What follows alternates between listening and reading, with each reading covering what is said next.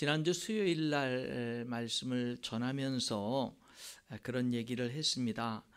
하나님이 이 땅에 우리들이 살고 있는데 이 땅에서 100여 년이 채 안 되는 그런 삶을 살아가는데 어떻게 살기를 원하실까? 이 땅에서 우리가 어떻게 살기를 원하실까?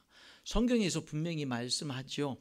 무엇을 먹을까? 무엇을 마실까? 무엇을 입을까? 염려하지 마라. 그렇게 말씀합니다. 그런데 사실 우리는 무엇을 먹을까? 무엇을 마실까? 무엇을 입을까? 여기에 이것이 우리들의 삶의 목표가 되고 그것을 위해서 온 힘을 다 쏟으면서 살아가고 있지 않는가 생각을 하지요. 무엇을 먹을까 마실까 입을까 중요한 문제지만 우리 하나님은 분명히 말씀하십니다. 그것만을 위해서 살지 마라. 그것만을 위해서 살지 마라. 오히려 하나님은 이 땅에 하나님의 나라를 이루어 가시는 일에 여러분을 부르시고 그리고 여러분들이 그 일에 함께 하기를 원하고 계십니다. 그래서 예수님은 너희는 먼저 그의 나라와 그의 의를 구하라. 그리하면 이 모든 것을 너희에게 더하시리라. 이 모든 것을 너희에게 더한다는 말은 무엇을 먹을까? 무엇을 마실까? 무엇을 입을까? 이 모든 것을 너희에게 더하신다. 그러니까 이 말씀 속에는 여러분의 삶이 이 세상에 살아갈 때 결코 무엇을 먹을까 마실까 입을까만을 위해서 사는 인생이 돼서는 안 된다는 겁니다. 하나님이 이 땅에 이루기를 원하시는 일이 무엇이고 그 일을 위해서 하나님이 어떤 일들을 이루어 가시고 우리가 어떻게 동참하기를 원하시는지, 그래서 우리가 먼저 하나님의 나라와 그 의를 구하는 이런 삶을 살기를 하나님은 원하신다라고 하는 거죠. 그런데 하나님의 나라와 의를 먼저 구하는 삶을 살려면 반드시 요구되는 게 있습니다. 믿음이 요구됩니다. 믿음이 없이는 그렇게 살 수 없어요. 믿음이 있어야 그런 삶을 살 수가 있습니다. 저는 좀 고민이 돼요. 뭐냐면 내 믿음이 왜 이렇게 작지? 라는 고민을 합니다. 그리고 우리 인천열린교회 성도들의 믿음이 좀 더 큰 믿음이 되면 좋겠는데 라는 그런 생각도 하게 됐죠. 그래서 지난 한 주간에는 그 고민을 가지고 성경 속에서 한번 좀 찾아보는 시간을 가졌습니다. 마태복음, 오늘 본문이 마태복음 15장인데 마태복음에 보면은 예수님께서 내 믿음이 크구나 라고 칭찬하신 내용이 나오고 내 믿음이 왜 이렇게 작으냐 책망하신 내용이 나옵니다. 제가 찾아본 걸로는 내 믿음이 크다라고 칭찬하신 내용은 2번 나오고 내 믿음이 왜 이렇게 적으냐라고 책망하신 내용은 곱빼기, 짜장면 곱빼기처럼 4번 나와요. 4번 나와요. 먼저 내 믿음이 왜 이렇게 작어? 라고 한 첫 번째가 6장 마태복음 6장 30절에 나옵니다. 오늘 있다가 내일 아궁이에 던져지는 들풀도 하나님이 이렇게 입히시거든 하물며 너희일까 보냐 믿음이 작은 자들아. 그러니까 오늘 있다가 내일 아궁이에 던져지는 들풀도 하나님이 아름답게 입히시는데 하물며 너희일까 보냐. 너희들을 하나님이 왜 안 돌봐주겠어? 무엇을 먹을까? 무엇을 마실까? 무엇을 입을까? 제발 그 걱정하면서 인생 살지 마. 좀 믿음으로 하나님의 나라와 의를 먼저 구하는 삶을 좀 살아봐. 그런 거 너희가 먼저 하나님 나라의 의를 구하면서 살아갈 때 무엇을 먹을까 마실까 입을까는 이거 다 이방인들이 구하는 거고 그 너희들이 있어야 될 거 하나님이 다 아셔. 들의 꽃을 봐. 아름답잖아. 하나님이 다 돌보시잖아. 하물며 너희들 얼마나 더 소중한데 너희들 하나님이 안 돌봐줘? 아니야. 무슨 말이야. 하나님이 너희들 돌보셔. 그러니까 너희들에겐 믿음이 있어야 돼. 믿음으로 살아. 어떻게? 하나님의 나라와 의를 먼저 구하는 믿음을 가지고 살아. 그래서 무엇을 먹을까 마실까 입을까 염려하면서 사는 그런 사람을 향해서 믿음이 작은 자들아라고 책망을 하셨습니다. 두 번째 작은 믿음에 대한 책망이 마태복음 8장 26절인데 예수께서 이르시되 어찌하여 무서워하느냐 믿음이 작은 자들아 하시고 곧 일어나사 바람과 바다를 꾸짖으시니 아주 잔잔하게 되거늘.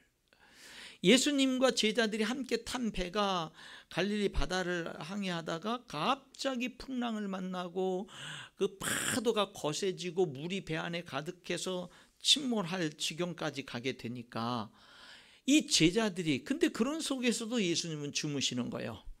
제자들이 예수님께 와서 예수님을 깨웁니다. 예수님, 우리가 죽게 된 것을 돌보지 않습니까? 그때 예수님이 일어나서 제자들을 책망하는 거죠.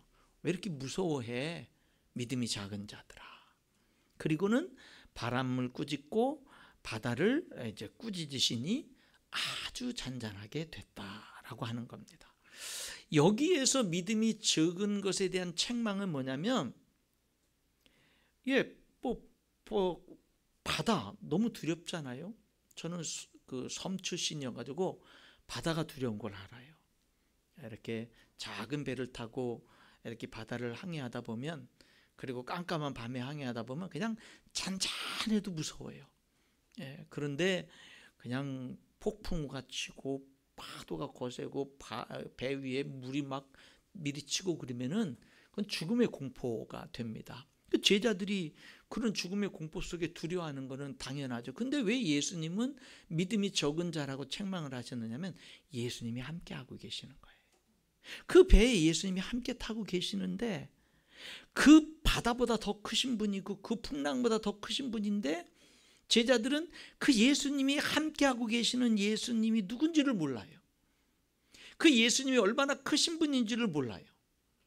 그러니까 그냥 크게 느껴지는 그 풍랑과 파도 앞에 두려워 떠는 거예요. 예수님도 그 풍랑보다 크신 분이라는 것을 생각을 못하는 거예요. 이게 우리들의 문제죠.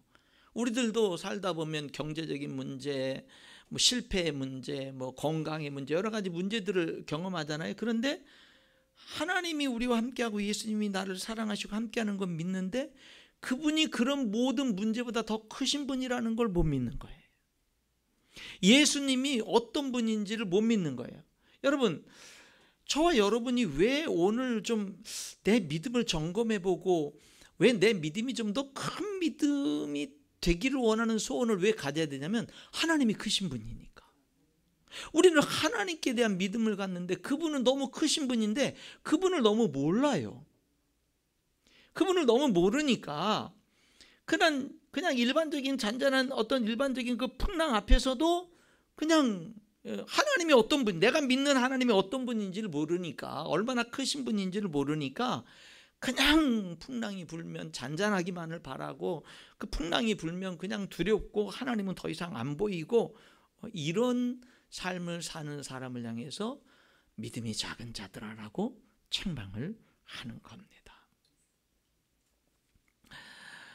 또 마태복음 14장 31절에 무리를 걷다가 이제 무서워하며 의심하며 물에 빠지는 베드로를 향해서 예수께서 즉시 손을 내밀어 그를 붙잡으시며 이르시되 믿음이 작은 자여 왜 의심하였느냐. 오병이의 기적을 베푸시고는 예수님은 기도하러 산에 올라가시고 제자들을 먼저 보냅니다. 제자들이 배를 타고 먼저 가는데 풍랑이 이는 거예요. 풍랑이 일면서 그냥 그 배에 물이 차고 막 힘들게 제자들이 막 고생을 하는 모습을 예수님 보시고 이제 무리를 걸어서 제자들에게 갑니다. 가뜩이나 깜깜한 밤에 풍랑 때문에 고생하는데 저 앞에 웬 사람이 무리를 걸어오니 유령이다, 귀신이다, 막 이렇게 제자들이 난리가 났습니다. 그때 예수님이 나야, 안심해 라고 말하죠. 그때 베드로가 진짜 예수님이면 나에게도 명해서 나도 무리를 걷게 해주세요, 걸어와라. 그러니까 베드로가 무리로 뛰어듭니다. 그 풍랑이는 무리로 뛰어드는데 진짜 무리를 걷는 거예요. 진짜 무리를 걷는 겁니다. 예수님을 바라보고 예수님의 말씀을 듣고 그리고 기적을 체험을 해요.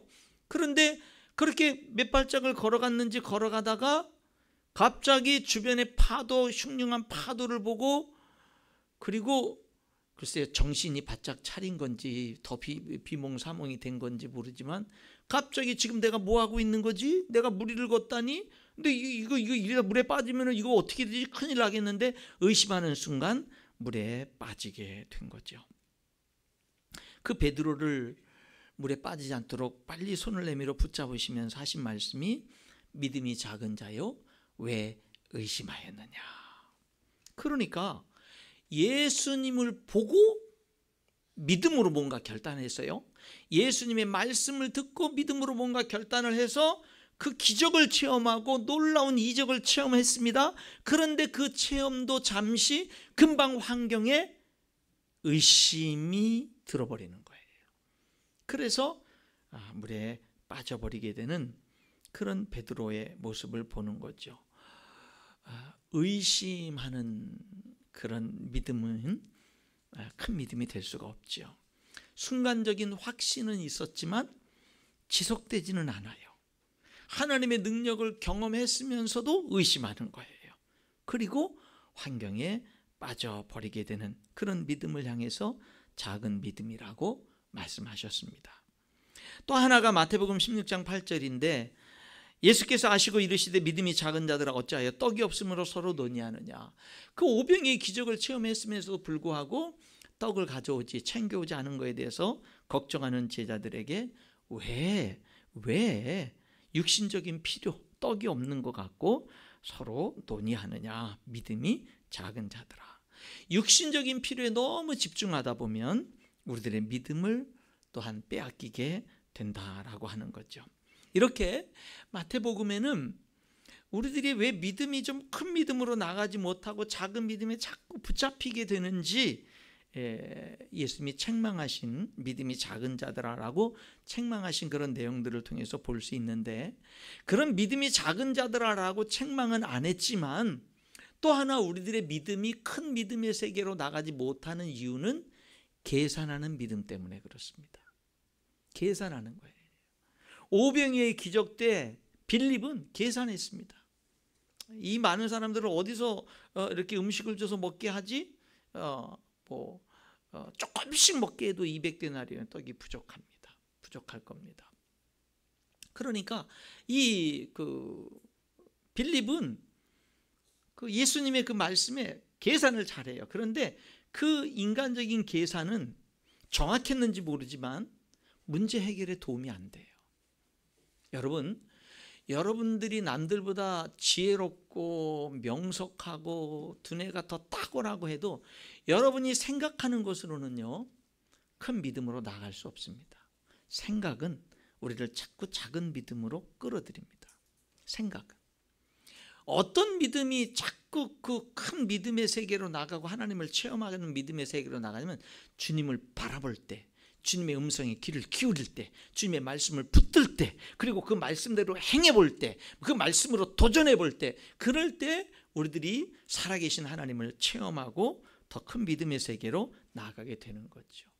빌립은 계산했습니다마는 계산으로 끝났어요. 아무 일도 안 일어났어요. 그런데 안드레가 한 아이가 보리떡 5덩어리와 물고기 2마리 도시락을 싸운 것을 예수님께 기꺼이 자기가 배고픔을 무릅쓰고 예수님께 드리죠. 예수님, 여기 한 아이가 있어서 이 보리떡 5덩어리와 물고기 2마리, 이 생선 2마리를 예수님께 드렸습니다. 그런데 이것이 이 많은 수만 명의 사람들에게 얼마나 도움이 되겠습니까?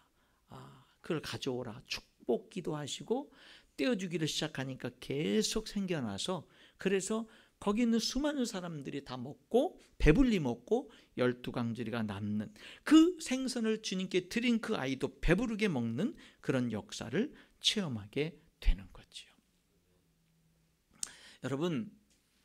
여러분의 믿음이 성장하기를 원하고 여러분의 믿음이 작은 믿음 속에 맨날 허덕이는 그런 삶이 되기를 원치 않는다면 하나님의 말씀을 붙들어야 됩니다. 그리고 그 말씀에 결단을 내려야 돼요. 실천해야 돼요. 요즘에 우리 학생 청소년들이 토요일 날 전도를 합니다. 뭐 하루 이틀도 아니고 오랜 동안 이제 3월, 4월 계속 전도를 해요. 여러분 그렇게 노방전도를 우리 계속 쭉 흩어져서 이렇게 하다 보니까 하나님을 체험하는 거예요. 예, 한 번은 무슨 일이 있었느냐면 어느 길을 지나가는 사람이 10만 원을 주더래요. 청년 청소년들이 전도하는 모습을 보고 우리 교회 성도가 아닙니다. 10만 원을 주더래요. 10만 원. 그래가지고 10만 원 받아와가지고 어떻게 썼을까요? 전도 물품 사기로 결정을 했더라고요. 계속 전도 물품을 나눠주니까 그렇게 결정을 했더라고요. 박수 한번 쳐줘야 되지 않겠어요? 그렇죠? 대단해요, 우리 청년 청소년들. 그리고 어저께는 또 전도를 또 나갔어요. 근데 제가 3층에서 있는데 우리 청년부 회장이 또 녹화하고 오더라고요. 그래서 무슨 일이냐 그랬더니 샌드위치 하나랑 이렇게 마시는 주스 하나를 가지고 왔어요. 목사님 이거 드세요. 이거 뭐냐 그랬더니 전도를 하는데 우리 교회 성도, 이번에는 우리 교회 성도인데 익명의 성도. 그래서 누군데? 그러니까 자기 익명으로 해달라고 그랬대. 끝까지 안 알려줘요. 나 지금도 몰라요. 익명의 성도가 우리 그 애들, 그 많은 아이들 샌드위치랑 음료수를 사가지고 다 이렇게 또 제공을 했다라는 거죠. 내가 이런 얘기를 왜 하냐? 여러분도 좀 하라 이거예요. 예. 얼마나 힘이 되겠어요. 얼마나. 어쨌든 이런 일들을 뭔가 자그마한 믿음으로라도 믿음의 그 나에게 있는 그 믿음을 현장에서 뭔가 이렇게 행동으로 옮기니까 뭔가 역사들을 체험하는 거예요. 여러분 이렇게 그 작은 믿음에 대해서 책망을 받는데 그러면 칭찬받은 큰 믿음이라고 칭찬받은 두 내용은 뭐냐면은 마태복음 8장에 한 로마 백부장입니다. 로마 백부장이 자기 하인이 병들어 죽게 되니까 예수님께 내 하인 좀 고쳐달라고. 네 집에 가서 고쳐줄게. 그러니까 이렇게 얘기를 해요. 우리 집에 오시는 거 감당 못하겠습니다. 누추한 우리 집에 오시는 거 감당 못하는데 그냥 여기서 예수님이 내 하인이 낫다라고 말씀만 해주세요. 그러면은 저는 나은 줄 믿습니다. 마태복음 8장 8절에 말씀만 하옵소서 그러면 내 하인이 낫겠나이다. 그러니까 예수님이 야 이스라엘 사람들 가운데서도 이렇게 큰 믿음을 내가 본 적이 없어 하면서 칭찬하시죠. 가라 내 믿음이 내 하인을 구원했다라고 하면서 칭찬하신 그런 내용을 보게 되는 겁니다. 여러분 이 그 로마 백부장 근데 참 재밌는 거는 책망받은 사람들은 다 이스라엘 사람들이고 믿음이 크다고 칭찬받은 사람들은 다 이방인들이에요. 그 백부장하고 오늘 본문 우리들이 읽은 이 마태복음 15장의 가나안 여인 다 이방 사람들이에요. 여기 이방 여인 딸이 더러운 귀신 들려서 고통당합니다. 그래서 예수님께 나와서 간절히 내 딸 좀 치료해 달라고 구하죠. 근데 이 여인이 예수님께 나와서 기도하기까지는 어려움이 있었을 겁니다. 왜냐하면 자기는 이방 여인이거든요. 이방 여인이거든요. 그러니까는 여러분 기도를 시작한다는 게 쉽지 않아요. 오늘 여기 우리 청년 청소년들도 꽤 지금 이렇게 2부 예배 때 나와 있습니다. 1부 예배 때도 나오고 지난주에 제가 3부 예배 때 같이 예배 드리면서 우리 청년 청소년들한테 그런 얘기를 했어요. 여러분들이 3부 예배 열심히 나와서 하는 거 정말 좋은데 1부 예배나 2부 예배 때도 나와라. 여러분들 나와라. 할 수 있으면 나와라. 왜냐하면 여러분들이 곧 얼마 안 있어서 우리 인천 열린교회를 이끌어갈 사람들인데 너무 담임 목사님이나 어른들하고 단절돼 있는 것보다 함께 이렇게 해나가는 것들이 필요한 거야. 그런 게 필요하니까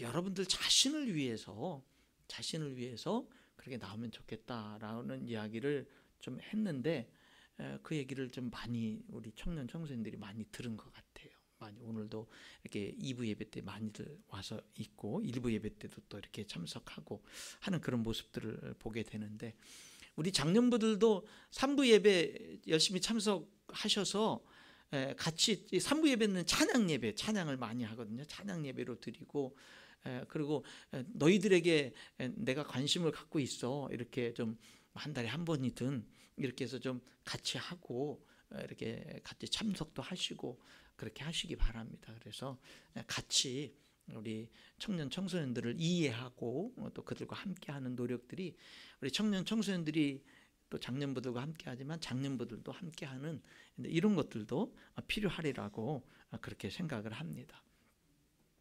이 가나안 여인은 하나님께 나와서 기도하는 게 쉽지 않았을 거예요.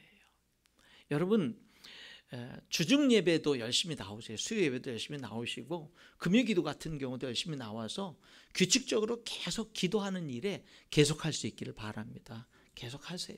주일날만 추석하지 마시고 주중 예배도 뭐 수요일, 금요일 다 나오면 좋고, 정 힘들면 한 번이라도 수요일이든 금요일이든 같이 나오는 게 참 좋겠습니다.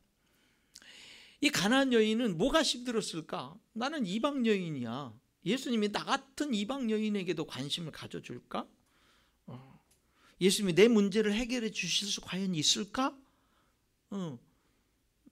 뭐 나는 뭐 특별히 뭐 사회적 지위와 신분이 높은 것도 아니고 뭐 알아주는 것도 없고 뭐 너무나 평범하고 문제투성이고 이런데 뭐 그럴까? 기도를 시작하는 게 쉽지 않았을 거예요. 예수님께 나와서 부르짖는 게 쉽지 않았을 거예요. 여러분들도 기도를 시작하는 게 쉽지 않을 겁니다. 예수님이 내 기도에 응답해 주실까? 이거부터 시작해서, 나 같은 사람, 내가 뭐 믿음도 좋은 사람이 아니고 뭐 하나님이 기뻐하는 일도 안 하고 뭐 하나님 앞에 뭐 창피하고 부끄러운 일들도 많이 하고 그러는데 나 같은 사람이 기도해도 들어줄까? 뭐 여러 가지 생각들이 우리의 기도를 못하게 만드는 요인들이 될 겁니다. 여러분, 기도 잘할 수 있는 비결 하나 가르쳐 드릴게요. 단순하게 생각하면 돼요. 그런 거 다 생각하지 말고 나에게 도움이 필요하면 하나님 도와주세요 라고 기도하면 되는 거예요. 도움이 필요하면 그냥 도와달라고 하면 되는 거예요.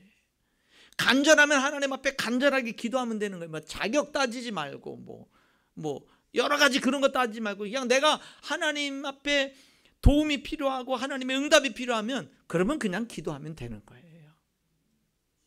그게 하나님이 원하는 거예요. 그런데 이 여인이 기도를 시작하는 것도 쉽지 않았겠지만 결단하고 예수님께 나와서 부르짖고 흉악한 귀신들이 내 딸을 고쳐달라고 부르짖습니다. 그런데 한 번 부르짖는 것은 어쩌면 또 할 수 있을지 모르지만 계속 기도하는 것은 또 쉬운 일이 아니에요. 기도를 계속하는 거. 기도했더니 예수님이 아무 대답도 안 해요. 아무 응답도 안 해요. 뭔가 알았어 들어줄게. 안 들어줄게. 뭐가 없어요. 그냥 못 들은 척 하는 거예요. 분명히 들었을 텐데, 소리 질러가지고 분명히 들었을 텐데 못 들은 척 하는 거예요. 무관심한 척 하는 거예요. 아무 말씀. 마태복음 15장 23절이니까 아무 말씀도 안 했다 그런 거야. 아무 말씀도 안 해. 그래서 이 여인이 그러면은 계속 기도하기가 힘들죠. 그래도 계속 기도합니다. 그래도 계속 부르짖습니다. 그랬더니 24절에 보냐면 나는 이스라엘 집에 잃어버린 자 외에는 상관이 없다 그래요. 그러니까 나는 저 여인은 이방 여인인 저 여인의 문제를 해결해 주러 내가 온 게 아니라 이스라엘 사람들의 문제를 해결해 주러 온 거야. 이렇게 얘기하는 거예요. 너의 문제는 나랑 상관없어. 나랑 상관없어. 모처럼 아무 말씀도 안 하다가 모처럼 한 말씀이 그렇게 얘기를 하는 거예요. 그러니 첩첩산중이죠. 기도를 계속하기가 어렵죠. 다 때려치고 싶죠. 그래도 이 여인은 포기하지 않고 계속 부르짖습니다. 그랬더니 예수님이 이렇게 말합니다. 자녀의 떡을 취하여 개들에게 던짐이 마땅하지 아니하니라. 개 취급하는 거예요. 자녀에게 줄 음식을 개에게 던져줄 수 없어 이렇게 얘기하는 거예요. 아마 가나안 여인에게 큰 충격이었을 겁니다. 예수님이 기도에 응답을 하지 않을 뿐만 아니라 자신을 사람 취급도 하지 않는 거예요. 더 이상 기도하기 어려웠을 겁니다. 그런데 이때 가나안 여인이 한 말이 놀랍습니다. 주여, 올소이다마는 개들도 제 주인의 상에서 떨어지는 부스러기를 먹나이다. 이 이야기를 듣고 예수님이 이렇게 말씀합니다. 이에 예수께서 대답하여 이르시되 여자여 내 믿음이 크도다 내 소원대로 되리라 하시니 그때로부터 그의 딸이 나으니라. 여러분, 그렇다면 예수님이 이 여인의 부르짖음에 무관심한 척하거나 나는 이스라엘 사람 집에 외에는 다른 데로 보내심을 받지 않았다라고 말했거나 자녀에게 줄 떡을 개들에게 줄 수 없다라고 말하면서 예수님은 민감하게 이 여인의 반응을 주시했을 것입니다. 그렇죠. 그러니까 지금 내가 예수님께 부르짖는데 내 간절한 문제를 가지고 예수님께 부르짖는데 내 상황은 전혀 응답이 더 안 되는 것 같고 더 어려운 것 같고 응답은커녕 더 환경은 더 어려워지는 것 같고 이러는 가운데 과연 계속 기도할 것이냐 아니면 포기해버릴 것이냐, 예수님은 민감하게 주시하고 계신 거예요. 그리고 그래도 끝까지 개 취급당해도 끝까지 포기하지 않고 예수님께 부르짖는 이 여인에게 여자여 내 믿음이 크구나, 내 소원대로 될 것이다. 그때로부터 그 딸이 즉시로 나았습니다. 여러분, 내가 계속 기도하는데 환경은 계속 더 악화되는 것 같아요. 내가 계속 기도하는데 예수님은 내 기도를 안 들으시는 것 같아요. 내가 계속 기도하는데 예수님은 오히려 정말로 나는 전혀 상관하지도 않는 것 같아요. 그래도 외면하는 것이 아닙니다. 계속 더 민감하게 주목하고 계셨다는 사실을 우리가 기억해야 됩니다. 이 가나안 여인에게서 볼 수 있는 큰 믿음은 뭐냐면 단순해요. 포기하지 않는 거예요.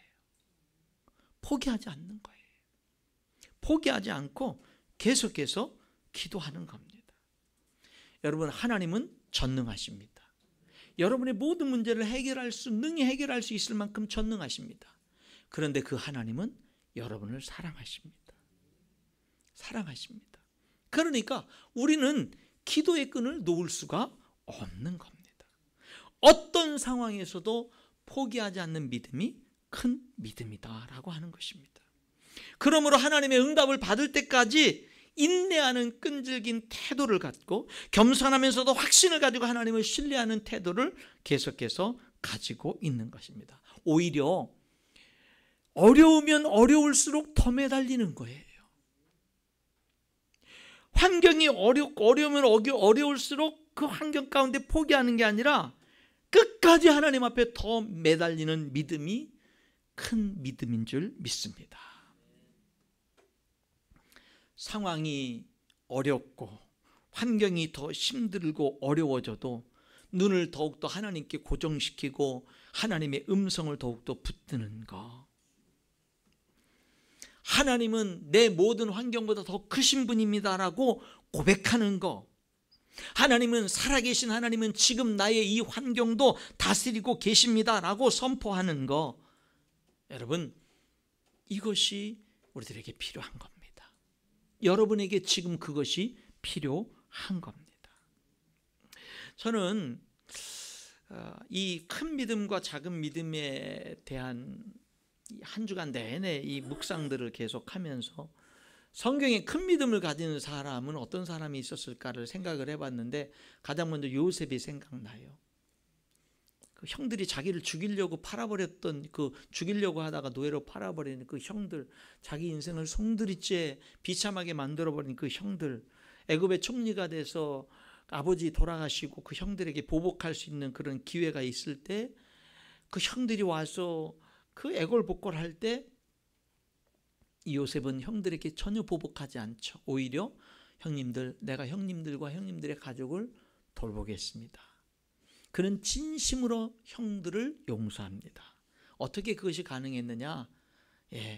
형들이 자기를 죽이려고 하다가 노예로 팔아버린 그 사건보다 그 사건 속에 자기를 먼저 가나안 땅에서 애굽으로 보내서 7년 큰 흉년 동안에 그 모든 것들을 예비케 하신 하나님의 그 섭리를 더 크게 본 거예요.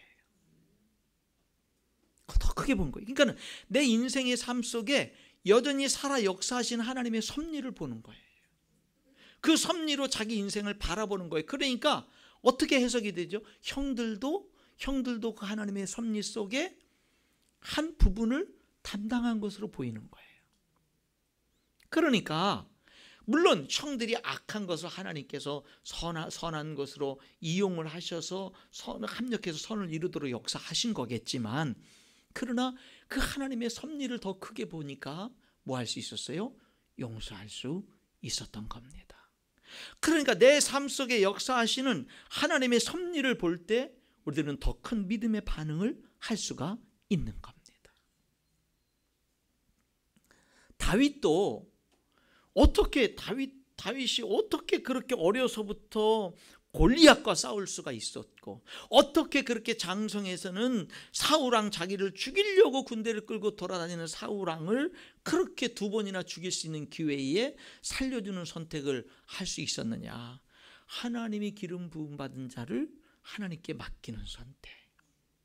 그러니까 온전히 하나님을 믿는 믿음을 갖는 거예요. 한 사람도 아브라함, 믿음의 조상인 아브라함이 처음부터 그 아브라함이 믿음이 좋지 않았어요. 그 아내 사라를 통해서 아들을 주시겠다고 약속을 하셨지만 못 믿습니다. 그래서 다메섹 엘리에셀을 양자로 삼으려고 하다가 하나님이 아니라고 하니까 실패하고, 여종 하갈을 취해가지고 아내와 작당을 해서 하갈을 취해서 이스마엘을 낳았잖아요. 하나님이 또 아니라고 하죠.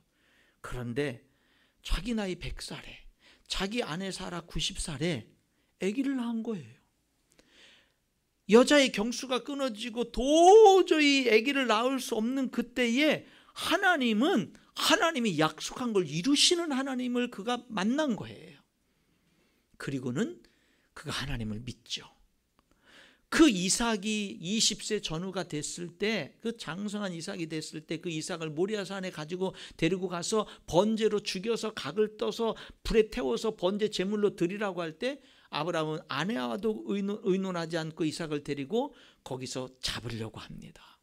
그럴 때 하나님이 아브라함아, 내가 내 아들 독자에게 손을 대지 말라고, 하나님이 내가 이제야 내 아들보다 하나님을 더 사랑하는 줄 알았노라고 하나님이 다급하게 막으시죠.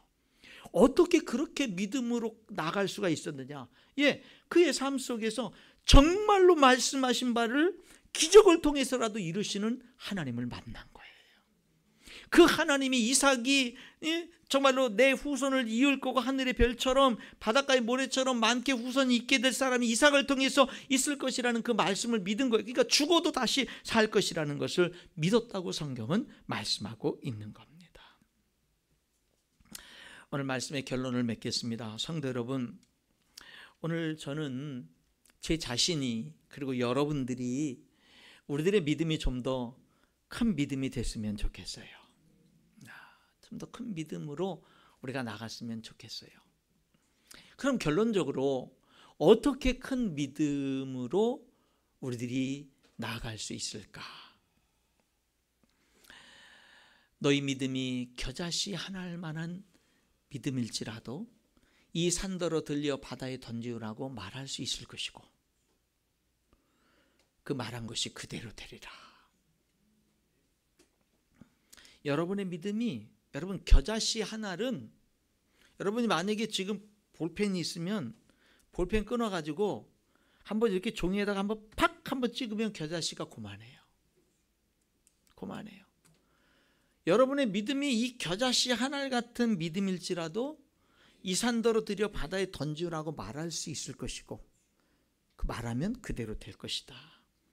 무슨 말이냐면, 내 믿음이 지금 비록 작은 믿음이라 할지라도, 보잘것없는 믿음, 창피하게 지극히 작은 믿음이라 할지라도, 그 믿음의 진심을 담을 때, 그 믿음이 진실한 믿음이라면 하나님은 큰 믿음으로 역사하실 것입니다. 여러분, 가장 먼저 우리가 해야 될 일은 뭐냐면 내 믿음에 진심을 담는 거예요. 진심을 담는 거예요. 큰 믿음이냐 아니냐 이전에 지금 현재 나의 믿음에, 내 믿음이 참된 믿음이 되게 하는 거예요. 진짜 믿음이 되게 하는 거예요. 겨자씨 하나일 만한 믿음이라 할지라도 진심을 담을 때 하나님께 받아들여지게 되고 하나님은 그 믿음을 큰 믿음으로 역사하게 될 줄 믿습니다. 여러분의 그 믿음으로 뭔가 액션을 취하시고 뭔가 행동을 취하세요. 그럼 하나님은 여러분의 삶 속에 역사하실 것입니다. 그리고 그 믿음을 큰 믿음으로 이끌어 가시고 사용하실 줄 믿습니다. 기도하겠습니다.